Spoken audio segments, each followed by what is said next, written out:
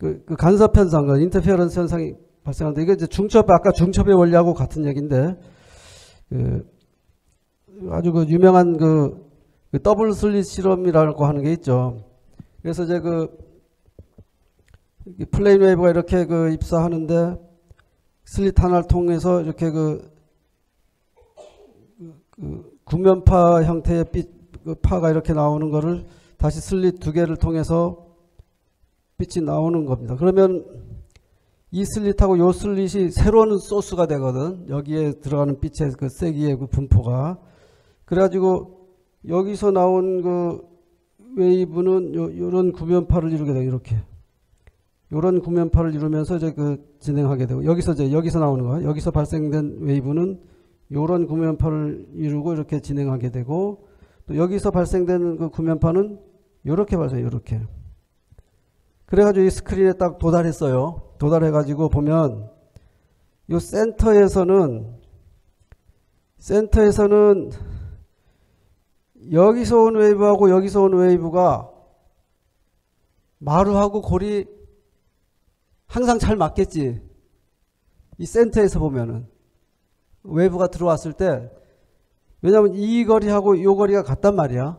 같으니까 여기서 발생된 구면파하고 여기서 발생된 구면파가 여기 도달했을 때 마루하고 여기서 온 게 마루이면 여기서 온 것도 마루인 상태를 계속 유지합니다. 마루골을. 그러니까 보강 간섭이 일어나. 보강 간섭. 그러니까 여기서의 빛의 세기에 비해 가지고 여기서의 빛의 세기가 2배가 된다고. 2배. 그죠? 그래서 이제 보강 간섭이 일어나니까 여기서 보면은 여기서 이제 관측을 하면 항상 빛의 세기가 세게 보이게 된다고. 그러니까 진동의 진폭이 크다는 얘기지. 전자기파의 진동의 진폭이 크니까 센 빛을 느끼게 되고, 여기에서는 여기서 좀 떨어진 어떤 위치에서는 한쪽에서 온 게 마루일 때 한쪽에서 온 게 골이 된다고. 그죠? 이제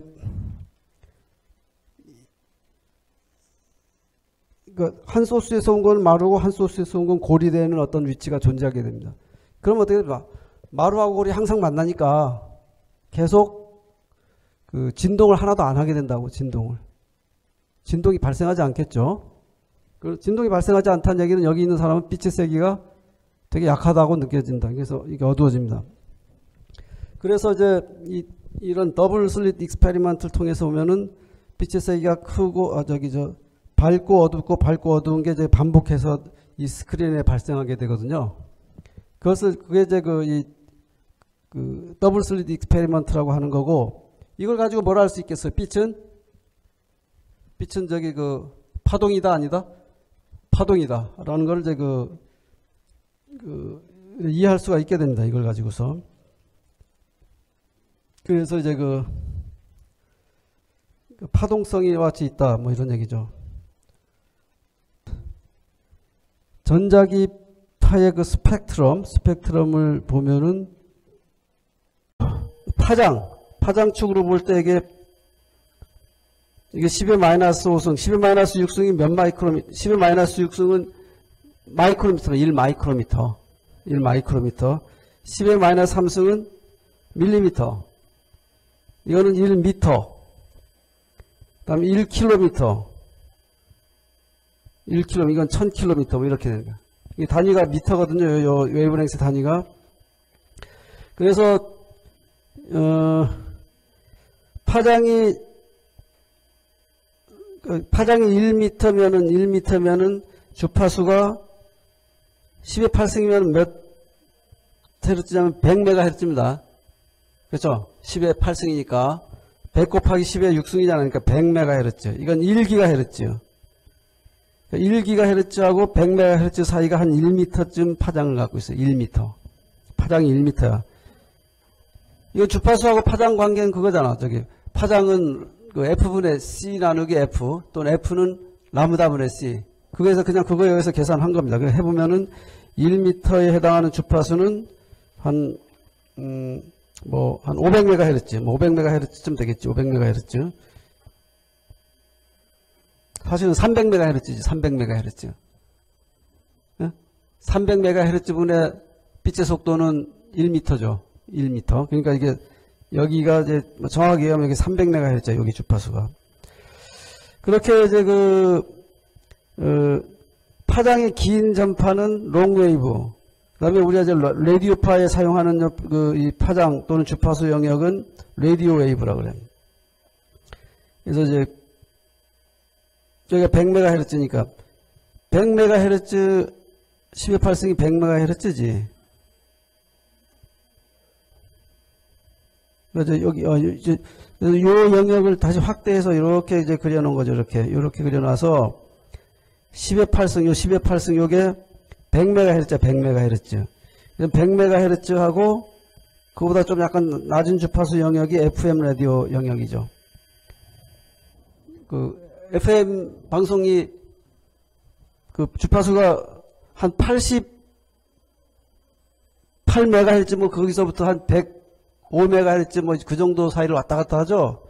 여러분 이제 주로 이제 차를 타서 우리가 이제 FM 라디오를 많이 듣지만 거기 보면은 뭐 103.5MHz는 SBS고 뭐 이렇거든. 103.5MHz. 93.1MHz는 KBS 무슨 뭐 FM 방송하는 거고 뭐 이래. 그래서 한 8, 90MHz에서 한 100MHz 영역 요게 그 FM 라디오 방송입니다. 그다음에 그것보다 이제 높은 주파수 영역은 이제 뭐 텔레비전 채널 지상파 방송하는 영역이고 뭐 킬로헤르츠 한 수백 킬로헤르츠 영역은 이제 그 AM 그 라디오 방송 뭐 이렇게 돼.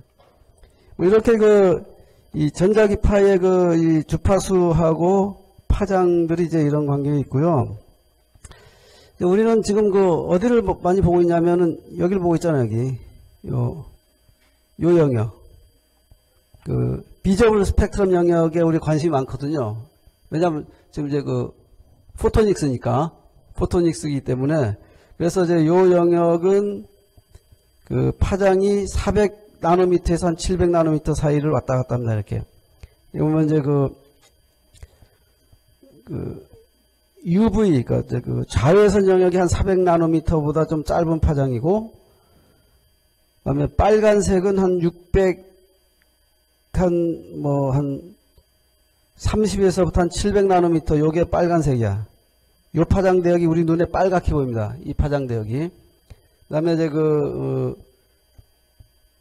초록색 대역은 한 500에서 550나노미터, 요 영역은 이제 초록색으로 보여. 초록색으로 보이고, 뭐 이렇게 이 빛이라고 하는 전자기파의 파장에 따라서 색깔이 달리 보이는 거죠. 그러니까 우리 눈에 센서가 이제 그렇게 지금 조물주가 그렇게 만들어 놓은 거죠. 그래서 이제 빨주노초 파남보는 이 전자기파, 빛이라고 하는 전자기파의 파장에 다른 파장이 서로 다른 그런 빛이다 이렇게 이제 얘기할 수 있고, 그래서 이제 뭐 우리가 잘 알다시피 프리즘에 백색광을 이렇게 입사를 시키면은 거기로부터 이제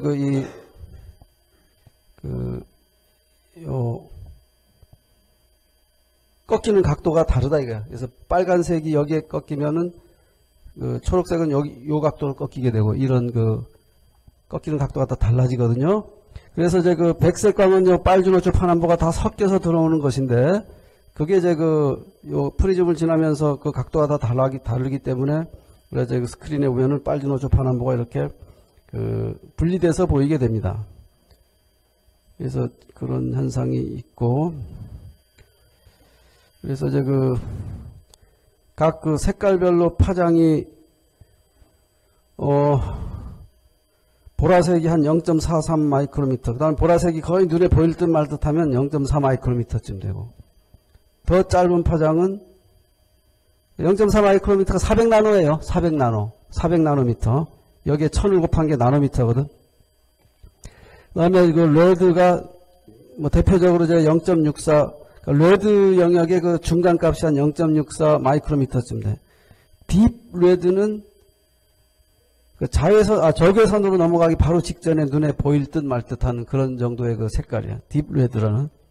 그래서 0.72 마이크로미터보다 더 긴 파장은 우리 눈에 잘 안 보이는 적외선입니다. 그래서 그걸 이제 근적외선이라 그래. Near infrared. Near infrared. 좀 멀면은 무슨 적외선? 요 빨간색에서 더 멀어지면은 원적외선이라고 하죠. 원적외선은. 원적외선. 이거는 이제 그래서 이게 빛의 파장 범위가 되겠고, 가시광선의 파장 범위가 되겠고, 근데,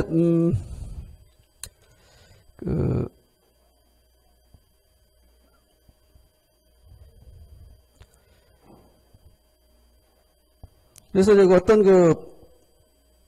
아톰의 어떤 이 원자를 좀 에너지를 가했다가 가만히 놔두면 그 원자가 빛을 발생하거든요. 그게 어떤 스펙트럼을 만들어내. 그래서 이제 그걸 가지고서 뭐를 알 수 있냐면 원자의 구조를 어느 정도 이해하는데 활용을 할 수가 있거든요. 그래서 어떻게 되냐면은 이 원자는 원자핵이 있고 그 주변에 전자들이 이렇게 차지하고 있는 궤도들이 있잖아요. 그럼 이제 각 궤도마다 어떤 전자가 이 궤도를 존재하는 전자가 갖고 있는 에너지가 뭐 요만한 에너지 레벨을 가지고 그러니까 이제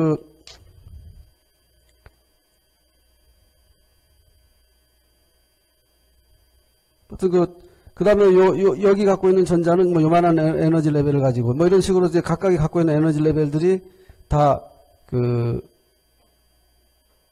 다르단 말이에요. 이게 다 다르기 때문에 어떤 좀 높은 에너지 레벨에 있는 전자가 낮은 에너지 레벨로 이렇게 떨어지게 되면은 그 에너지 차이만큼 뭐가 발생하냐면 이제 포톤이 발생할 수 있습니다. 포톤.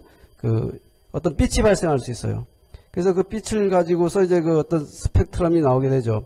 그래서 특히 이제 하이드로전 아톰 같으면은 가장 가까이 원자핵에 가까이 있는 거의 에너지 레벨이 마이너스 13.6 일렉트론 볼트다. 그러면 그 두 번째 에너지 레벨은 마이너스 3.4 일렉트론 볼트 뭐 이런 식으로 이제 이 궤도에 따라서 에너지 레벨이 이렇게 달라요. 다르기 때문에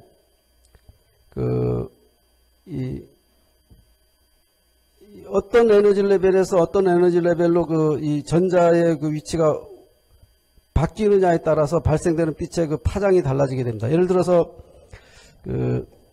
어떤 전자가 요 에너지 레벨로 높은 에너지 레벨로 갔다가 만약에 요 레벨로 떨어진다고 해보죠. 이렇게 떨어지면은 에너지 차이가 얼마가 되는 거지? 이게 한 마이너스 0.49 마이너스 3이니까 한 3 일렉트론 볼트만큼 차이 나죠. 3 일렉트론 볼트. 그 전에 일렉트론 볼트는 어떤 에너지야? 참, 어느 정도 에너지예요? 참. 일렉트론 볼트. 이제 에너지 단위가 이제 줄이 있고, 에너지 단위가 이제 줄이라는 게 있고, 이제 일렉트론 볼트라고 하는 에너지 단위가 있거든요. 그래서 이제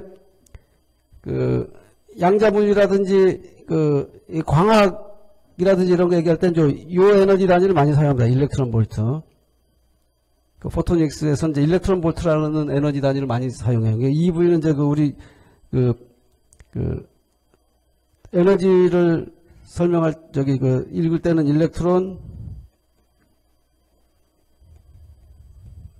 그냥 이렇게 읽는데 일렉트론 볼트. 그래서 이건 어느 정도의 에너지냐면은 그걸 먼저 얘기하면은 일렉트론 볼트라고 하는 에너지는 여기에 어떤 금속판이 있어가지고 여기에 이제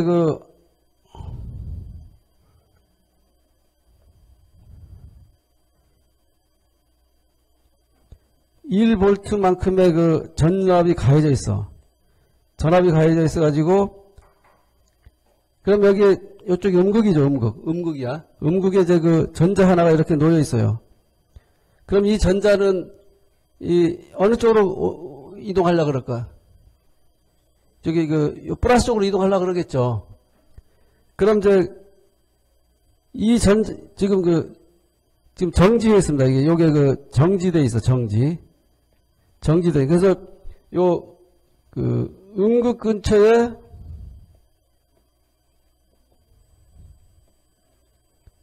정지한 전자 위치 에너지, 포텐셜 에너지, 요게 1 일렉트론 볼트입니다. 1볼트가 걸려 있을 때. 또는 이제 이 정지한 전자 이제 가속되겠죠. 또는 이제 여기서 이제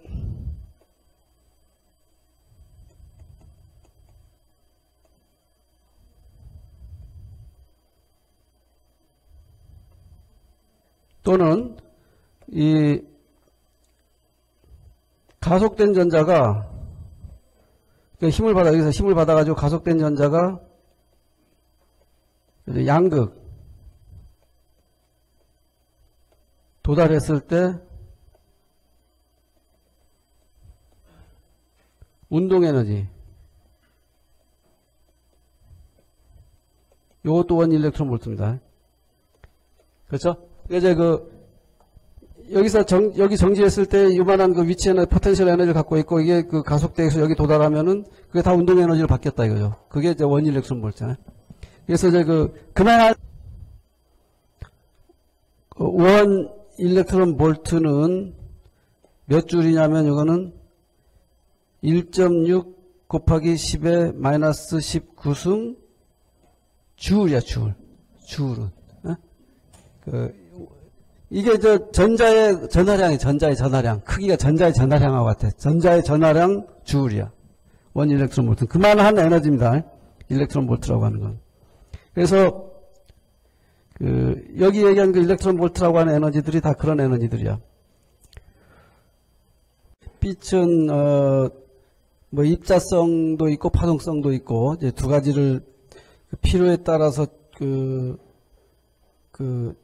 입자성이 필요할 때가 있고, 또는 파동성으로 설명을 해야 될 때가 있고, 이제 그런 얘기를 했습니다. 그래서 이제 빛은 어떤 포톤이라고 하는 이제 광자로 우리가 볼 수 있다. 광자라고 하는 입자로 볼 수 있다고 얘기를 했고, 그래서 이제 이 광자의 발생, 어떤 포톤의 발생이라고 하는 거는 원자 구조에서 어떤 에너지 레벨에서 어떤 에너지 레벨로 원자의 속해 있는 전자의 에너지가 낮아질 때, 전자가 낮아질, 에너지가 떨어질 때, 에너지 차이만큼의 어떤 포톤이 발생하게 된다. 그런 얘기를 했습니다. 그래가지고, 예를 들면 이 그림 같은 경우는, 요 경우는 대략적으로 얘기하는 겁니다. 대략적으로 얘기하는 건데, E2에서 E1인 에너지로 떨어질 때는 에너지가 좀 큰 포톤이잖아요, 이게. 그래서 예를 들면 블루 포톤이 발생한다고 하면 E1에서 E0 이 에너지 레벨로 전자가 이제 천일을 하는 경우에는 좀 이것보다는 작은 에너지의 포톤이 발생하게 되고, 예를 들면 이건 빨간색을 발생하는 포톤이다, 이렇게 얘기할 수 있습니다. 블루 포톤, 레드 포톤.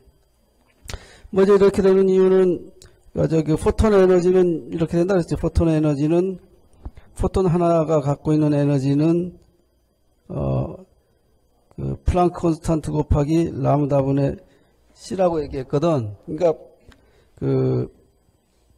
블루의 파장은 이게 대략적으로 한 420 나노미터나 이렇게 되고요. 레드의 파장은 한 650 나노미터 이 정도의 파장을 갖고 있어요. 그래가지고 레드라고 하는 색깔을 내는 빛의 파장이 훨씬 길죠, 블루보다. 그러니까 이 블루의 이 포톤이 갖고 있는 에너지가 더 커요. 그래서 이제 예를 들면은 이제 이 그림에 있는 것처럼 요 에너지하고 요 에너지 요 차이가 만약에 예를 들면 이제 블루 같으면 이게 어떻게 되냐면 좀 더 요 포톤의 에너지가 플랑크 컨스턴트 곱하기 이제 파장분의 C인데 이걸 잘 환산해보면 이게 어떤 꼴이 나오냐면요. 파장분의 1.24 뭐 이런 공식으로 바뀌게 됩니다, 이게. 그때 이제 그 단위는 이제 그 일렉트론 볼트가 되고, 그 다음에 이때 파장은 이제 그 마이크로미터로 쓰는 이런 공식이 얻어져요, 이게 우리 책에. 근데 이 플랑크 컨스탄트의 상수값 넣고 이제 빛의 속도를 넣어가지고 그걸 잘 정돈해 보면은 요 1.24, 그러니까 요 1.24의 요거의 그 단위가 일렉트론 볼트 퍼 마이크로미터 요런 값이 나오게 돼요, 요게.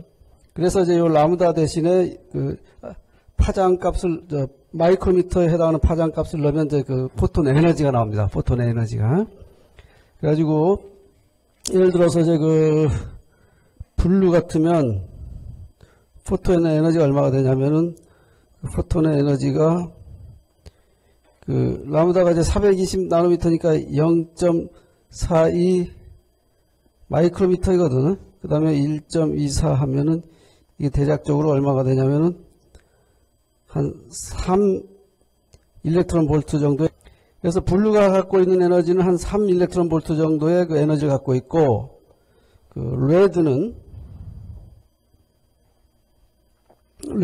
이제 그 포톤의 에너지가 대략적으로 0.65를 넣었으니까 650을 넣으면 이게 얼마쯤 될까요? 한 2 일렉트론 볼트 가까이 되겠지, 대충. 이 정도 차이가 납니다, 이게. 그래서 예를 들면 여기가 이제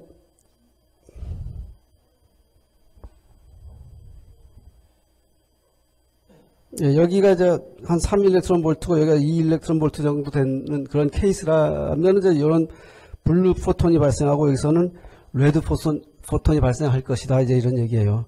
전자가 에너지가 이렇게 천이할 때. 그래가지고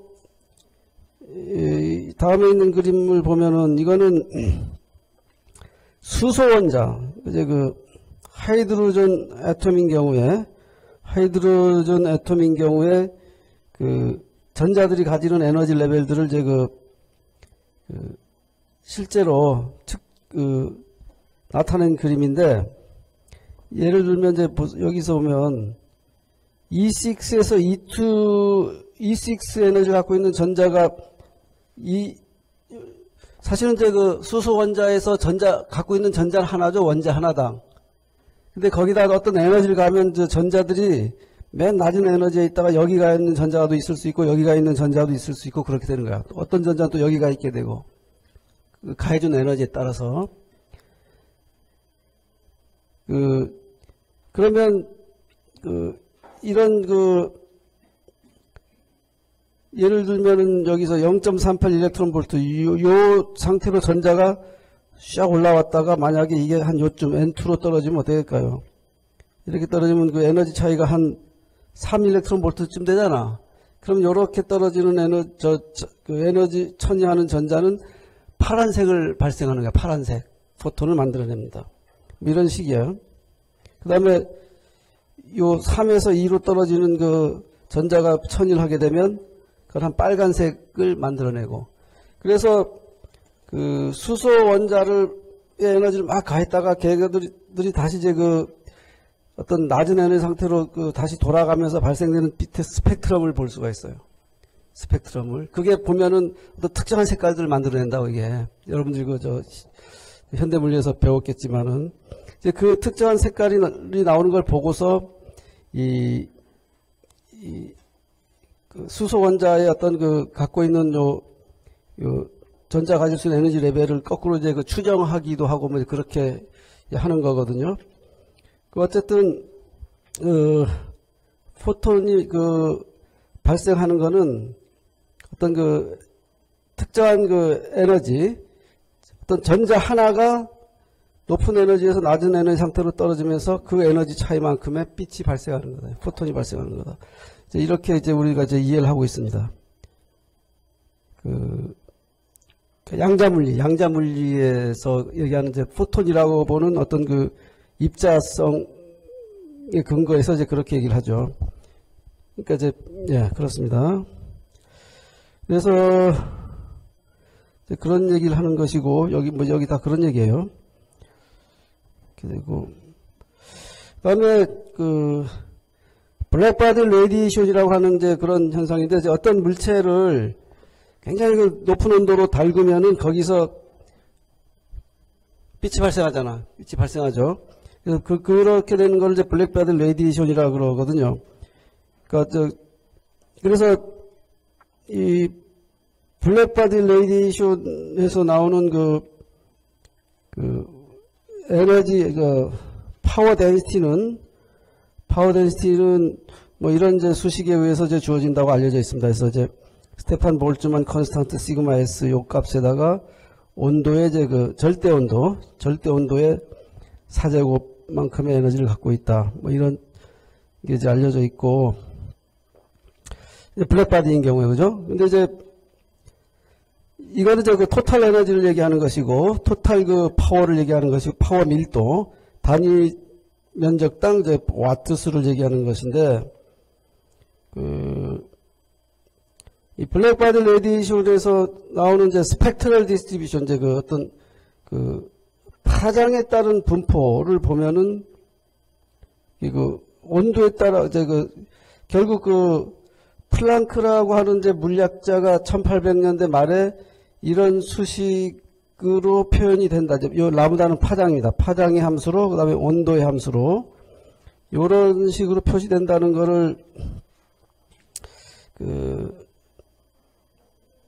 알아냈어요. 그래서 이제 그게 뭐냐면 요 수식에 해당하는 것이 이 수식에 해당하는 것이 이제 이 그림이야, 이 그림. 그래서 보면은 요 축이 이제 그 파장축이고 웨이브랭스로 표시된 파장축이고 요게 이제 그 스펙트럴 레디언트 플럭스 덴시티라고 그래가지고 단위 면적당 와트 또 단위 그 파장당 그러니까 스펙트럴 덴시티라고 부른다 이거를 스펙트럴 덴시티. 그러니까 이제 이 단위 파장이라는 거는 요 근처에 예를 들면은 어떤 필터가 있어. 필터 특정한 파장만 통과시키는 필터가 있는데 예를 들면 그 필터가 이제 통과시키는 파장의 요 폭이 뭐 한 0.1 마이크로미터 파장 대역폭만 통과시키는 필터가 있다고 합시다. 필터. 그럼 0.1 대역폭만 통과시키는 필터를 통해 가지고 나오는 와트 퍼 메타 제곱을 이걸 재고 그걸 다시 0.1 마이크로미터로 나눈 겁니다. 이게. 그러면은 이제 제곱미터당 마이크로미터당 와트 값이 나와요. 그래서 이거를 이제 뭐라고 하면 스펙트럴 플럭스 덴시티야. 스펙트럴 플럭스 덴시티. 단위 마이크로미터당 들어있는 이제 파워로 이제 되는 거죠. 그래서 예를 들면 이제 이 2000K일 땐 이런 식의 분포가 나오는데 요 그래프를 다 적분하면 이 파장에 대해서 다 적분하면 그 값이 요 앞에서 얘기한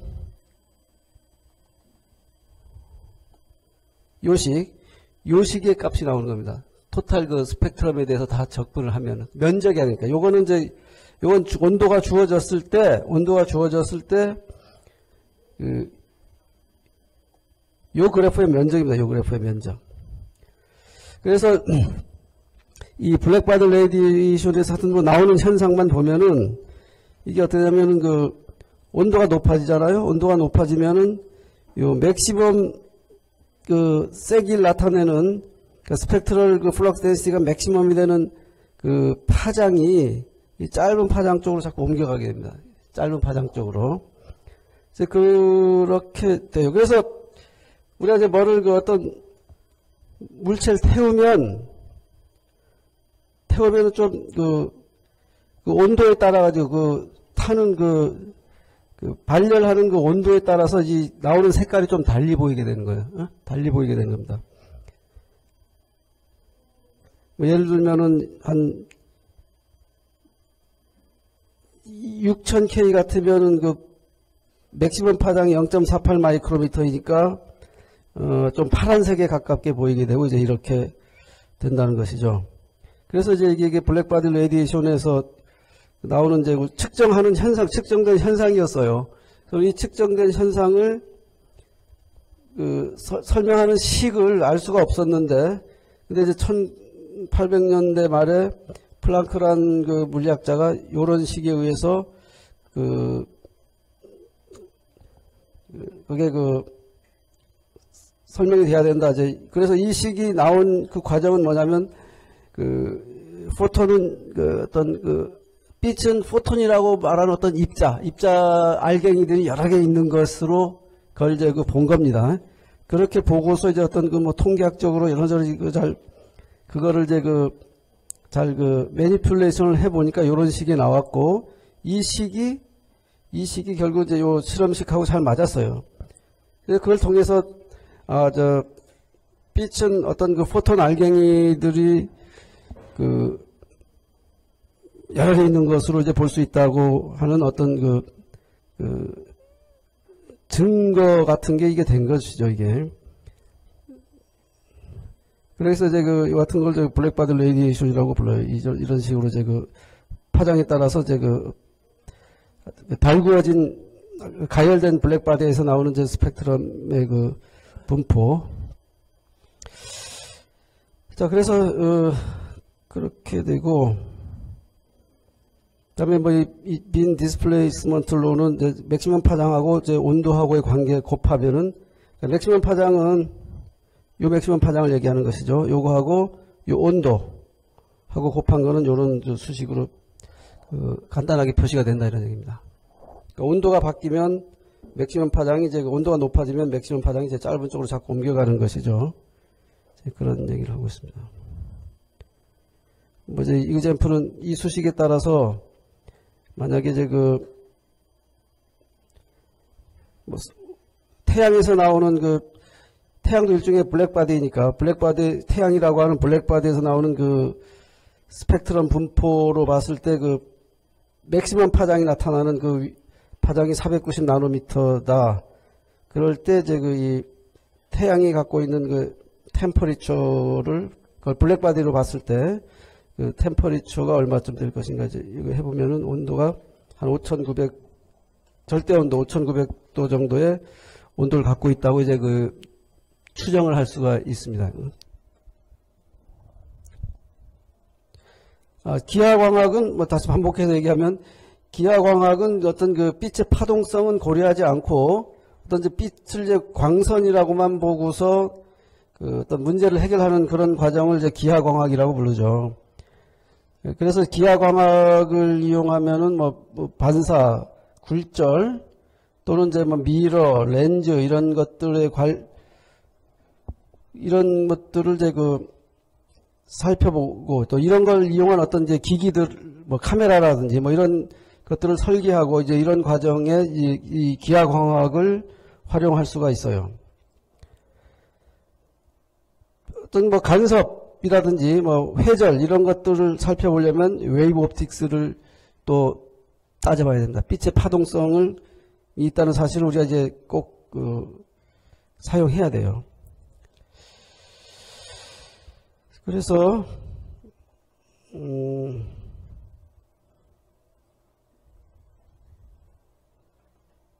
여기 보면은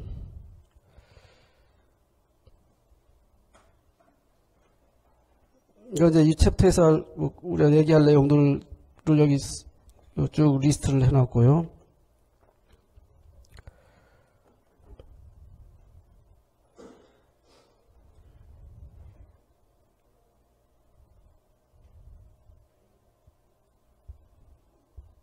자, 기하광학에서 이제 우리가 따질 때 레이저 포인터, 예를 들면 이제 레이저 포인터가 있는데 레이저 포인터에서 나오는 빛은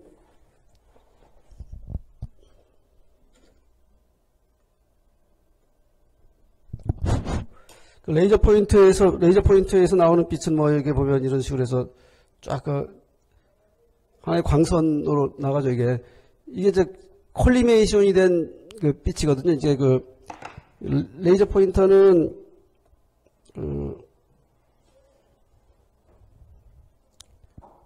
어떤 그 여기 그 조그만 그 레이저 빛을 발생시키는 칩이 있어요, 칩. 그래서 이 칩에서는 원래 이렇게 한 20도 정도 각도를 갖는 빔이 이렇게 나오거든요. 그럼 이 레이저 포인터 앞에 무슨 렌즈가 있어가지고 이 초점거리가 이렇게 돼야 되지. 그러면 초점거리가 이렇게 된 렌즈를 놓으면 이렇게 쭉 요런 요 같은 형태의 그 빔을 콜리메이티드 빔이라고 얘기합니다.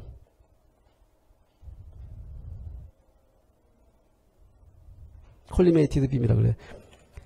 그래서 이게 사실은 여기서 나오는 그 파동, 전자기 파가 파동이니까 사실상은 여기서 요런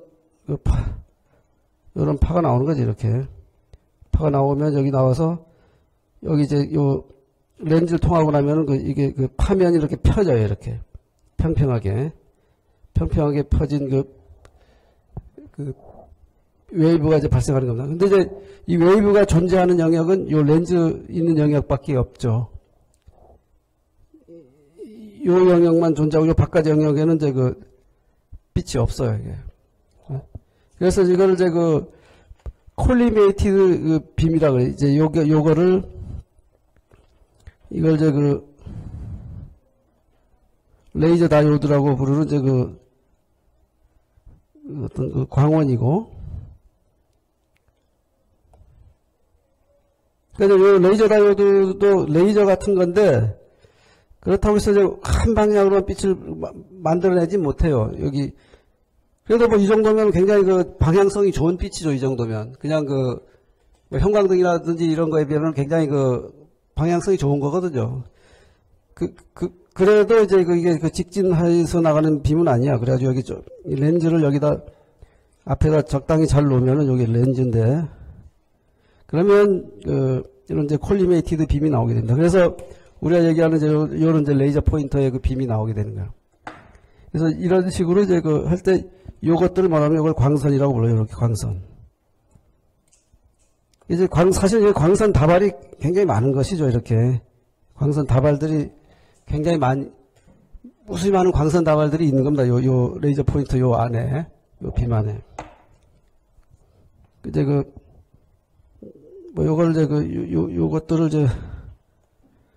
요것들을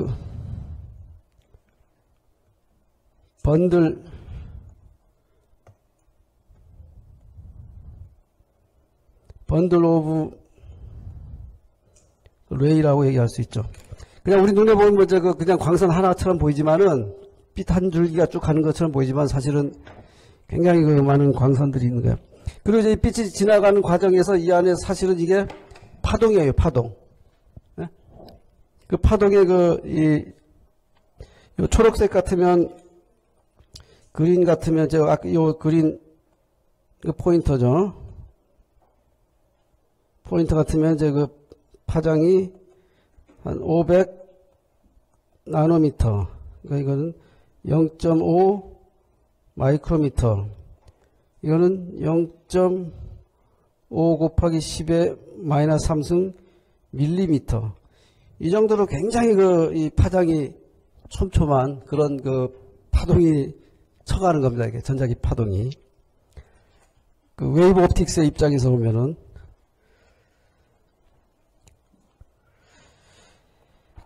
자, 그렇게 되는 거죠. 그래서,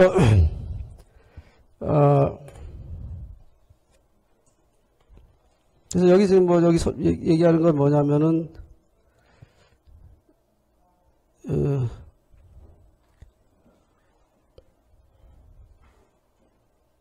그래서 우리가 레이저 포인터로 이렇게 쭉 갈 때, 가운데선 빛이 안 보이잖아요. 지나가는 길은 안 보이죠.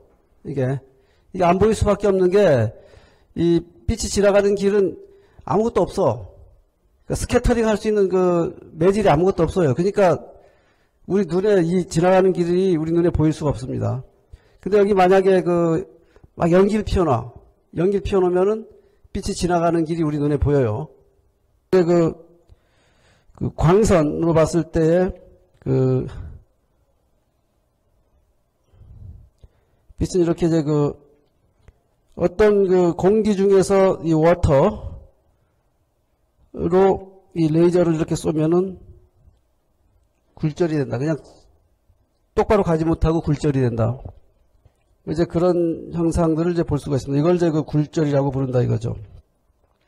그리고 어떤 경우는 이제 여기서 여기 이제 물이고 여기 이제 공기라 그러면 물의 굴절률이 좀 높아요. 이게 이제 굴절률이라고 하는 거는 속도를 낮추는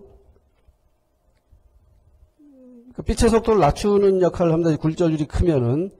그래서 이제 그것 때문에 이 입사각도하고 이 굴절각도가 좀 달라지게 되죠. 그래서 이런 식으로 굴절이 돼. 그래서 여기 보면 요 물은 이제 공기에 비해서 좀 더 밀한 매질이라고 부른다. 이거를 더 밀하다는 건 여기 뭐 입자들이 많이 들어있어요. 이게 공기에는 거의 아무것도 없죠. 그러니까 소한 매질에서 밀란 매질로 이렇게 빛이 광선이 입사를 하면은 광선이 이런 식으로 꺾인다 이거죠. 그러니까 이제 요 입사각도에 비해서 굴절각도가 좀 작게 되죠. 이게 요게 이제 법선이고 요게 입사각도, 여기 굴절각도거든. 이 굴절각도가 좀 작게 꺾이게 되고, 그러니까 이 수직선으로 가까워지게 됩니다. 그 다음에 이것도 이제 이 경우는 이제 빛이 이렇게 오면 이제 좀 더 여기 수직선으로 좀 가까워졌고, 요 입사각도가 어떻게 적당하면은 이 밖으로 하나도 못 나와요. 이 바깥쪽으로. 이 물 바깥쪽으로 아무것도 못 나오고 그냥 이렇게 다 반사하는 그런 일이 발생하는데, 이제 그거를 토탈 리플렉션이라고 합니다. 하여튼 이런 현상들이 발생을 해요. 이제 이런 것과 관련된 것들은 이제 광선이라고 보고서 살펴보면은 이런 걸 우리가 이제 이해를 할 수가, 설명을 할 수가 있거든요. 이제 그런 얘기고, 그 다음에 뭐 렌즈에서 뭐가 포커싱 되는 과정을 또 이제 광선이라고 보고 이제 우리가 문제를 해석할 수가 있습니다. 그래서 어떤 이제 패럴렐 레이스, 여기 패럴렐 레이스라고 얘기했지. 그러니까 이제 번들 오브 레이가 이렇게 오는 거예요. 입사하는 거야. 그 중에 이제 특정해서 요 두 레이만 지금 그려놓은 거야. 레이 두 개만.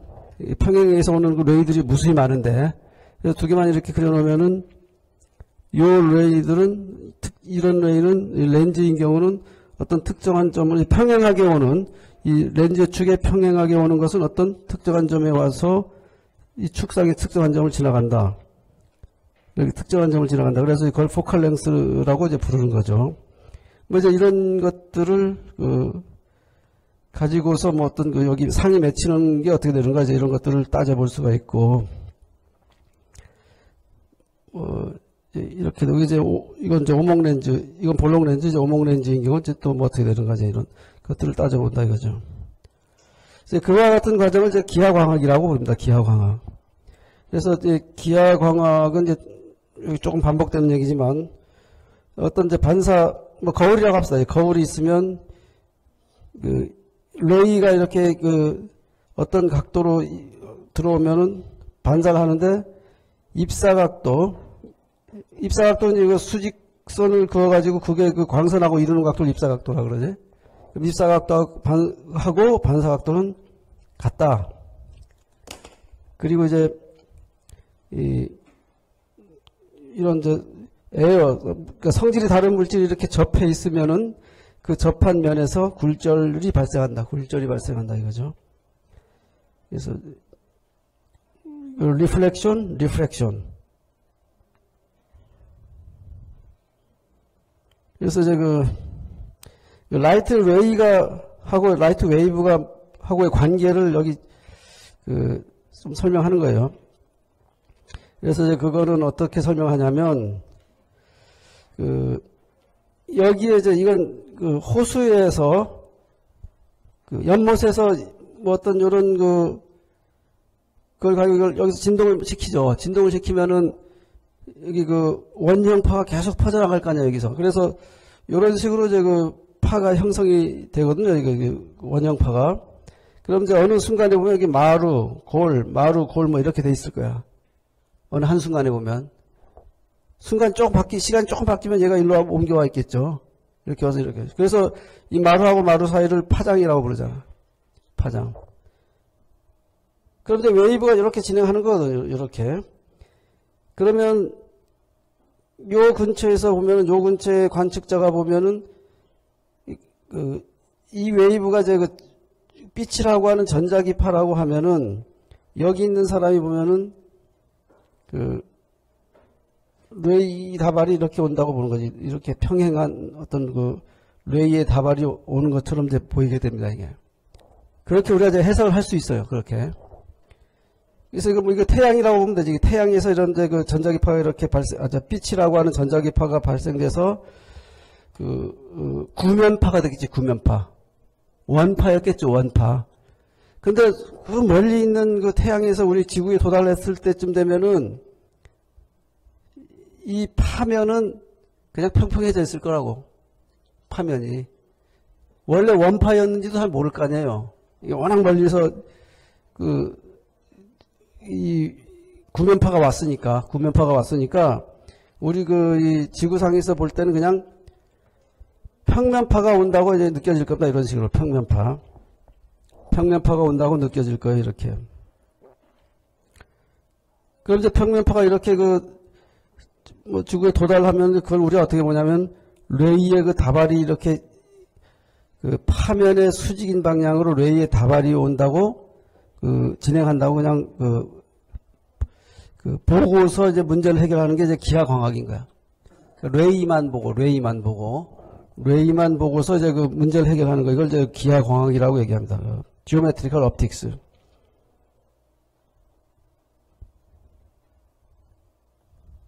그래서 이제 그냥 우리 알고 있는 상식으로 이제 태양, 여기 있는, 멀리 있는 태양에서 우리 지구상의 빛이 도달하면은 이 렌즈, 이 면에서 보면은 이런 평면파가 지금 진행하는 것처럼 보이겠고, 그러면 이제 이게 광선의 다발들이, 라이트 레이의 다발들이 무수히 많이 이제 이쪽으로 이제 렌즈와서 부딪히는 것이죠. 그럼 우리가 알고 있기는 이 렌즈 축의 평행인 광선은 초점을 지나간다. 평행인 광선은 초점을 지나간다. 축을 지나오는 거는 그냥 지나간다. 뭐 이런 거 다 알고 있지. 우리 이제 중학교, 고등학교 물리 시간에 그런 거 배웠죠. 그게 이제 기하광학입니다. 그래서 이렇게 꺾여서 들어가니까, 그러면 이 광선이 이렇게 꺾여 들어간다는 얘기는 파면은 이렇게 휘어진다는 뜻이야. 파의 이게 마루입니다. 이게 마루인데, 이 파면은 요 렌즈를 지나고 나면 이렇게 구면을 이루는 거예요. 구면을 이루면서 이제 이쪽으로 진행하게 되는 것이죠. 그래서 이게 광선이 이렇게 꺾여져야 되니까 이렇게 구면이 돼야 되지, 파면은. 예? 마루를 연결하는 요 모양은 이제 구의 서피스가 돼야 된다, 이게. 그런 얘기입니다. 그래서 요 점선으로 표시된 게 웨이브 프론트. 이거 광선은 웨이브 프론트의 수직인 어떤 선이다. 웨이브 프론트의 수직인 선이다. 이걸 광선이라고 부른다, 이거죠. 그래서 광선만 가지고 들여다보는 거를 이제 레이 옵틱스라고 부른다.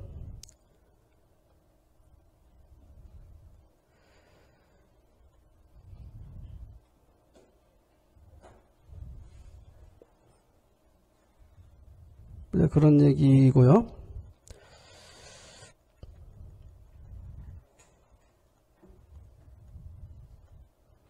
그래서 요거는 이제 여기 광원이 여기에 존재할 때, 예를 들면 여기 아주 작은 램프가 여기 있어요. 작은 램프가 있으면 작은 램프에서 발생되는 빛은 이렇게 광선은 이렇게 사방팔방으로 나오겠죠. 파면 어떨까? 그런 파면은 구면을 이루게 되겠습니다. 파면은 구면이 될 거예요. 그래서 요 광선이 지금 이렇게 레이가 이렇게 진행하고 있다고 하면, 파면은 웨이브의 프론트는 요 광선의 수직인 어떤 모양이란 걸 이제 내포하고 있습니다. 웨이브의 파면은 요거에 이 광선의 수직인 어떤 형태를 유지하고 있다. 이제 이렇게 이해를 해야 돼요. 그다음에 뭐 리플렉션, 광선이 리플렉션 되는 그 과정을 여기 이제 그 그림을 그렸죠. 이건 이제 오목거울인 경우에 이제 그 어떤 뭐 이 평행하게 온 광선들은 전부 이제 초점에 와서 모이게 된다. 뭐 이런 얘기고. 프리즘에서는 이제 그 굴절이 된다.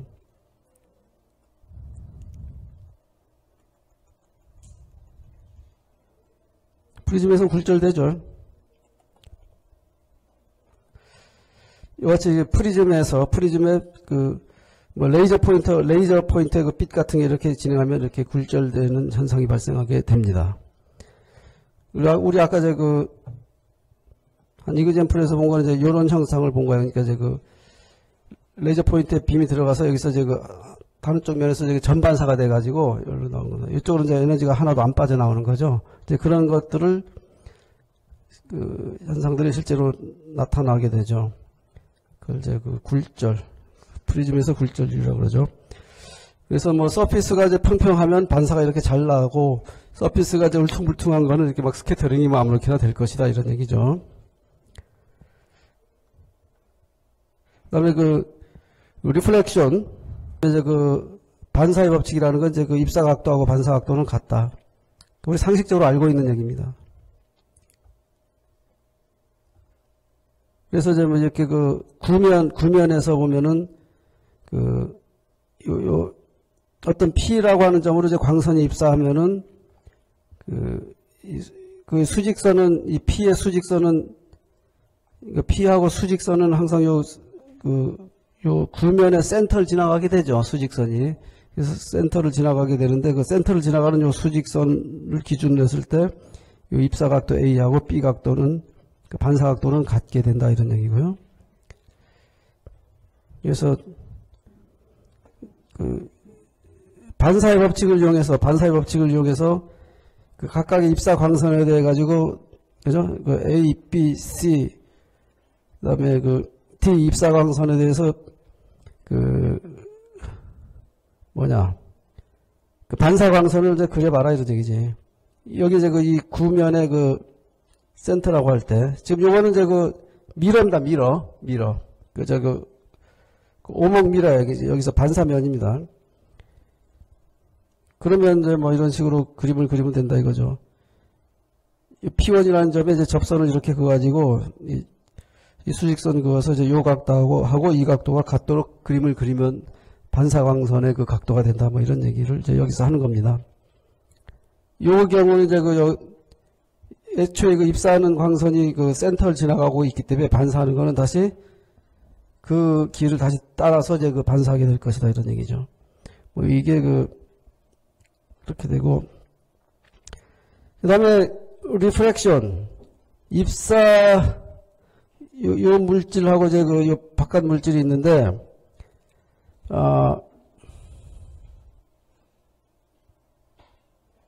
어떤 이제 물질의 그 인덱스 오브 리프렉션이라는 게 있어요. 그래서 그 인덱스 오브 리프렉션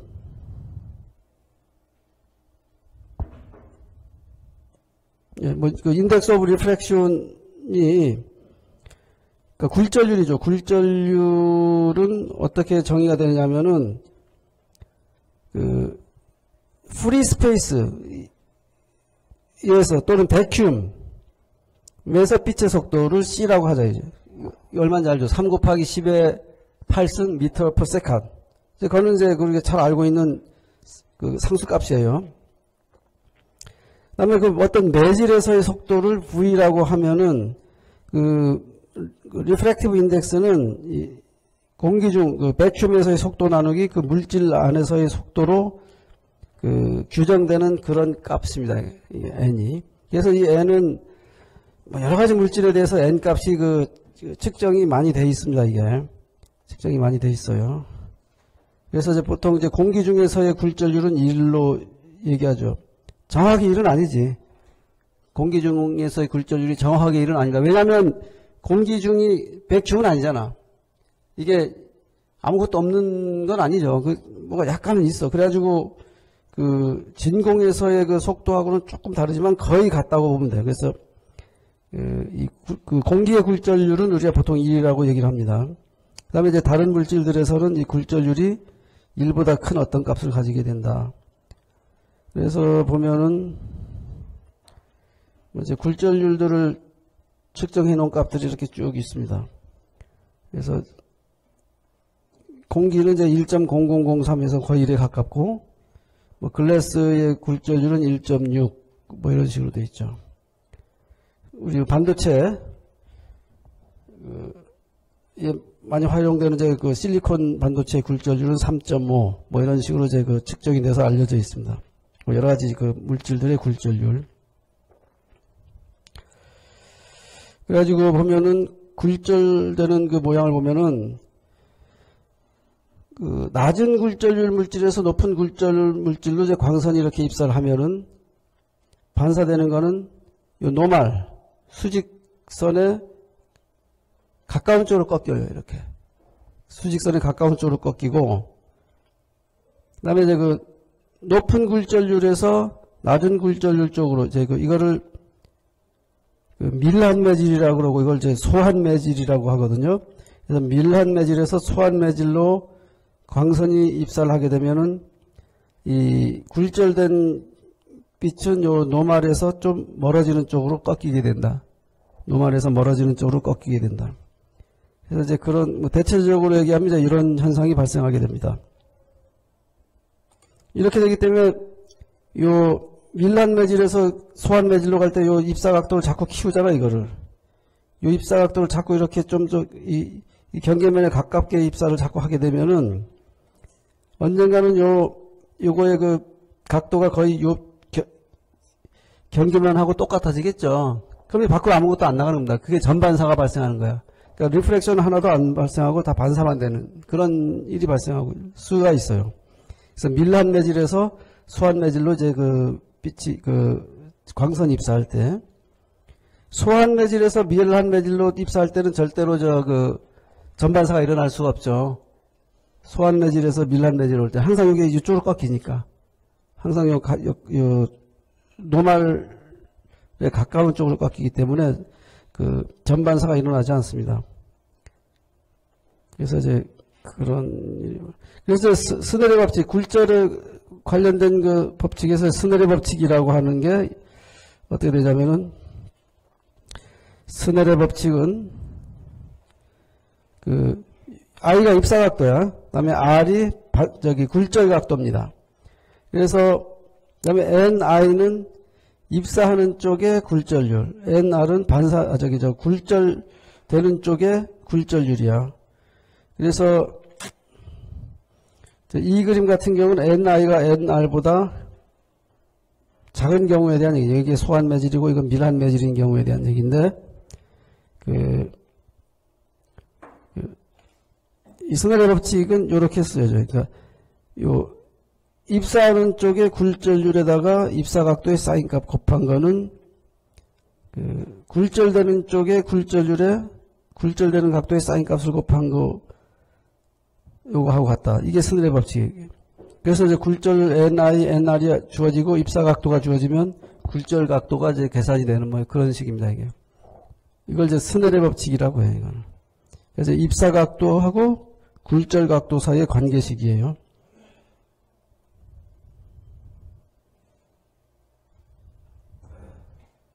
그래서 이게 스넬의 법칙이다.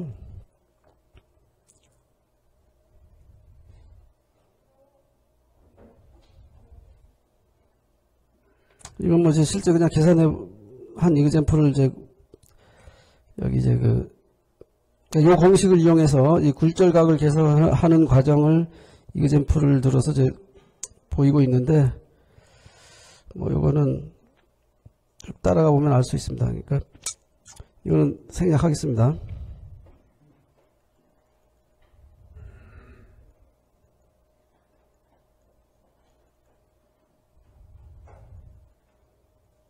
그다음에 이제 그 크리티컬 앵글, 그다음에 토탈 리플렉션, 토탈 인터널 리플렉션, 이제 그 전반사라고 얘기하는데, 이제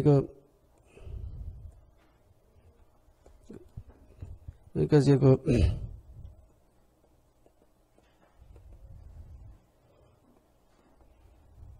크리티컬 앵글이 이제 이걸 임계각이라 그러고, 그 다음에 이제 그 토탈 인터널 리플렉션, 이걸 이제 그 전반사라고 얘기합니다. 전반사. 그래서 아까도 뭐 잠깐 얘기했지만은 요 입사하는 쪽의 그 굴절률이 이 반대쪽의 굴절률보다 더 커요. 그래서 이걸 이제 그 밀한 매질이고 이걸 소한 매질이라고 해요. 그러면 여기서 이 인터페이스의 수직인 방향으로 이제 그 광선이 가면 이제 뭐 그냥 일부 통과하고 또 일부 반사하고 뭐 이런 일이 발생하겠지. 일부 통과하고 일부 반사하고. 그 다음에 요 입사각도가, 이건 이제 90도인 경우지. 입사각도가 제로인 경우지, 이거는. 입사각도를 점점 키워요. 그래서 요만한 입사각도. 이건 요렇게 꺾이겠죠. 입사각도가 좀 더 커져, 이렇게. 요 I sub C만큼. 그럼 아까도 얘기했지만은 어느 순간에 이 굴절이 요렇게 됩니다. 물론 여기는 우리가 굴절만 그렸지만 사실 여기 반사도 일어나는 거예요. 여기 반사도 있습니다, 반사. 반사도 있고 굴절도 있는 거야, 지금. 근데 반사는 여기 안 그린 거예요. 리플렉션은. 반사가 항상 일어나거든요. 그래서 어느 순간이 되면 이제 이 굴절 각도가 90도가 돼, 90도. 그러면 이제 그때의 요 입사 각도를 크리티컬 앵글이라고 부릅니다. 그래서 이제 입사 각도가 크리티컬 앵글보다 더 커지면 다 반사만 일어나. 이 경우도 크리티컬 앵글일 때도 굴절된 건 이렇게 해가지고 반사는 지금 일어나고 있거든. 그래서 굴절이 이렇게 일어났다는 얘기는 굴절이 하나도 안 됐다는 얘기야. 요 매질로 에너지가 하나도 전달이 안 됐다는 얘기입니다. 그러니까 100% 반사되는 거야, 100%. 요 어느 순간이 되면 요 면이 100% 반사하는 거울이 되는 거야, 이게. 100% 반사하는 거울이 된다. 아까 우리 봤잖아요, 이게. 여기서 봤죠. 그래서 이제 그런 현상을 이제 토탈 리플렉션이라고 불러요. 그래서 토탈 리플렉션이라고 그러고, 그 토탈 인터널 리플렉션이 일어나는 요 임계각도는 굴절 각도가 90도가 될 때란 말이야. 그러면은 그 sin I sub C의 NI는 NR이 돼야 됩니다. 그래서 그 크리티컬 앵글은 입사하는 쪽에 그 굴절률분의 그 반대쪽의 굴절률의 인버스 사인 값이다. 아크 사인 값이다. 이런 그 식을 얻을 수 있습니다. 그래서 이제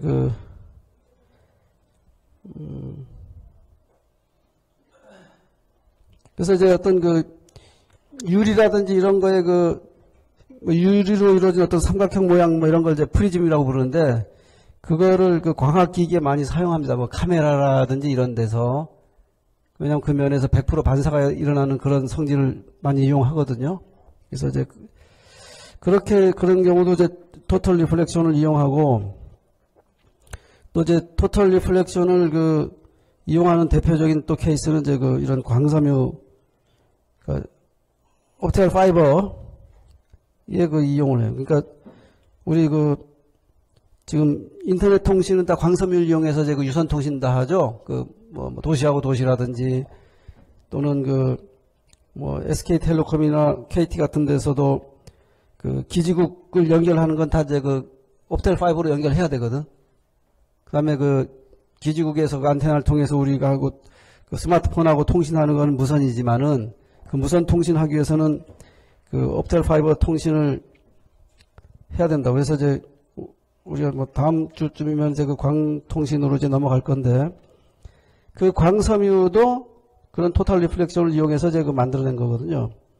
그래서 이제 여기 보면 이제 파이버 코어의 굴절률이 뭐 1.53, 클래딩이 1.39 뭐 이런 서로 다른 굴절률을 갖는 이제 유리가 이렇게 경계하고 있는 어떤 이제 이 섬유를 만들어내면은 여기에 요 글라스하고 요게 밀한 밀하죠. 1.53이니까. 요 클래딩보다. 1.53하고 1.39인 그런 그 두 굴절률 경계면에서의 그 크리티컬 앵글을 계산해 오면은 65.3도가 나와요. 이게 1.53, 1.39 넣어가지고 인버스 사인 해보면. 그 말은 뭐냐면, 이제 요 각도가 65.3도보다 좀 더 크게 이렇게 비스듬하게 들어오는 경우는 여기서 100% 반사가 일어나는 거예요. 그래서 여기 들어오는 각도를 이렇게 잘 조절해가지고 여기 와서 굴절됐을 때 요 크리티컬 앵글이 요 각도보다만 크도록 요거를 잘 집어넣으면은 한번 이 안으로 들어온 그 포톤은 계속 반사하면서 진행할 수 있는 거죠. 물론 이제 이 유리에서 흡수가 거의 일어나지 말아야 돼. 이 유리에서 흡수만 거의 안 일어난다고 하면 손실이 없다고 하면은 이 경계면에서 반사할 때 손실은 하나도 없어요. 그래서 아주 그 뭐 수십 킬로미터 이제 전송을 할 수 있습니다. 요 그 포톤 에너지를. 그래서 이제 그런 경우에 지금 그 광섬유의 이제 이런 전반사의 성질을 이용하고 있습니다. 그래서 이제 뭐 이건 뭐냐면 요게 65.3도일 때 이 각도가 65.3도야. 그럼 여기 들어온 그 광선의 요 면에서의 굴절각은 24.7도라는 얘기잖아요. 이게 65.3도니까 이 각이 이게 크리티컬 앵글일 때 이 각도는 24.7도야. 그럼 이게 24.7도라 그러면은 그때의 입사 각도는 얼마가 돼야 되냐면은 39.7도가 돼야 된다, 이게. 그래서 이게 39.7도보다 39.7도보다 더 큰 각도로 들어오면 어떻게 돼요? 더 큰 각도로 들어오면 여기서 이제 전반사를 못 합니다. 39.7도보다 좀 작은 각도, 이게 이제 39.7도라면 그것보다 좀 작은 각도로 들어온 놈들은 다 여기서 전반사가 돼. 그래가지고 이 경우는 뭐냐면 이 맥시멈 앵글, 맥시멈 이 광선이 들어오는 맥시멈 앵글이 39.7도란 얘기야. 이것보다 이제 더 작은 각도로 여기 입사를 해야 돼. 뭐 그러려면은 이게 여기에 이 빛을 적당히 잘 집어내야 돼. 그러니까 이 광섬유 이 단면으로. 그래서 예를 들면은 레이저 다이오드에서 나오는 빛이 이렇게 컬리미네이션이 됐다 그러면 여기 또 다른 렌즈를 잘 넣어가지고 거기서 들어오는 각도가 이렇게 포커싱 되는 각도가 아까 얘기한 39.7도보다는 좀 더 작은 각도로 하고 포커싱이 잘 되도록 광섬유로 집어넣어야 됩니다. 그렇게 잘 집어넣으면은 일단 잘 들어간 것들은 여기서 이제 전반사 되면서 멀리 전달이 될 수가 있죠. 그래서 전반사라는 게 있고, 그 다음에 뭐 프리즘에서의 리프렉션, 뭐 이런 식으로 이제 리프렉션이 일어날 수 있다. 그래서 이거는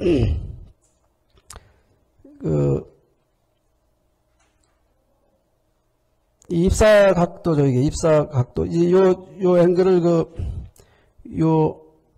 요 각도는 같고, 이쪽에 이 위에 있는 앵글을 이제 에이펙스 앵글이라고 부릅니다. 에이펙스 앵글이라고 부르고, 그래서 입사하는 방향하고 굴절돼가지고 굴절된 광선의 방향하고의 각도를 뭐라고 부르냐면 앵글 오브 데비에이션이라고 불러요. 앵글 오브 데비에이션. 앵글 오브 데비에이션이라고 얘기를 하고, 그런 경우에 이제 앵글 오브 인시던스, 인시던스 앵글이죠, 요거를 뭐 이렇게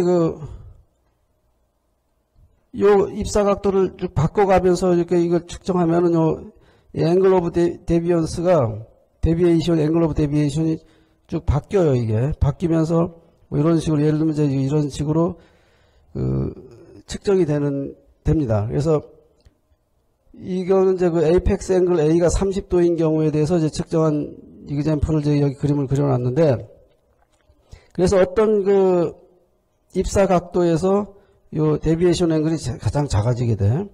가장 작아지게 되는 그 앵글을 델타 서브 M이라고 부른다. 미니멈 앵글 오브 데비에이션. 미니멈 앵글 오브 데비에이션이라 부르고, 이걸 측정하면은 요 에이펙스 앵글하고 요 델타 M하고의 관계를 이용해서 요 프리즘의 굴절률을 이제 측정할 수가 있는 이제 그 식을 이제 얻을 수가 있다고 합니다. 이거를. 그래서 이거는 이제 내가 뭐 유도해 보진 않았지만은 하여튼 이제 이런 식이 있다고 하니까 이제 이걸 이제 참조를 우리가 하고요. 그러니까 어쨌든 지금 여기서 얘기하는 거는 이 입사 각도를 바꿔가면서 이제 앵글 오브 데비에이션을 잘 측정을 하면 거기에 미니멈 그 데비에이션 앵글에 해당하는 값을 잘 측정을 하면은 그걸 가지고서 프리즘으로 만든 요 어떤 물질의 굴절률을 우리가 측정할 수가 있다. 뭐 이런 얘기입니다. 그런 얘기예요.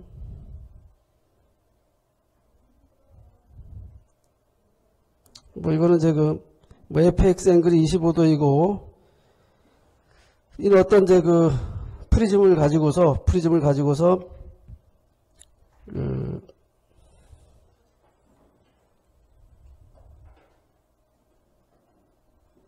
아이소셀레스 프리즘이 뭐지? 이등변 삼각형의 이등변 삼각형은 이제 여기서 요 각도하고 이 각도가 같은 또는 이제 이 변하고 이 변의 길이가 같은 삼각형입니다. 삼각형. 그걸 제가 아이소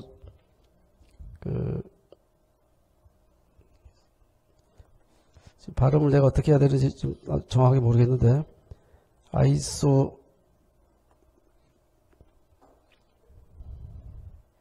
아이소셀레스 프리즘. 그러니까 이등변 삼각형 형태의 프리즘이야. 그 경우에 이제 아까 얘기한 미니멈 앵글 오브 데비에이션을 측정해 보니까 한 15.8도. 그 다음에 에이펙스 앵글은 25도이다. 그런 경우에 이제 굴절률을 아까 그 공식에 의해서 계산해 보면은 뭐 굴절률이 1.61 정도 된다.